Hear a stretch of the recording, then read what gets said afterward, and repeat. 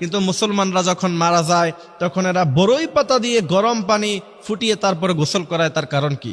বড়ই পাতা যখন গরম পানির মধ্যে দেয়া হয় অথবা পানির মধ্যখানে বড়ই পাতা দিয়ে যখন তা ফুটানো হয়, তার মধ্য থেকে সমস্ত ব্যাকটেরিয়া, পলিউশন, ময়লা যা আছে সব দূর হয়ে যায় আর সেই পানিটা পরিষ্কার হয়ে যায়। এমনভাবে পরিষ্কার হয়, ফিল্টারিং করলে সেখান থেকে যেমন ময়লা পরিষ্কার হয়, এর চাইতে আরো ভালোভাবে পানির ভিতর থেকে ময়লা দূর হয়ে যায়, পানিটা পরিষ্কার হয়ে যায়। বিজ্ঞানরা অবাক হয়েছে, ১৫০০ বছর আগে ওই সময় প্রযুক্তি নাই, ইন্টারনেট নাই, গুগল নাই, কিচ্ছু নাই।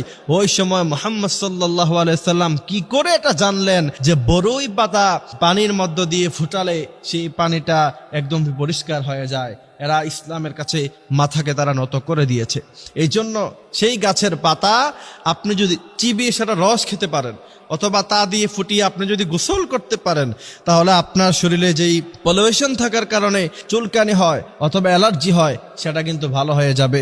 এই জন্য আমার প্রিয় ভাইয়েরা, আমাদের যাদের এই সমস্যাটা প্রায় আছে, আমাদের নামাজের মধ্যেও অনেক সমস্যা হয়, সিজদা করতে গেলে অনেক সমস্যা হয়, নামাজে দাঁড়ালে অনেক কষ্ট হয়, কোরআন কারীম তেলাওয়াত করা যায় না।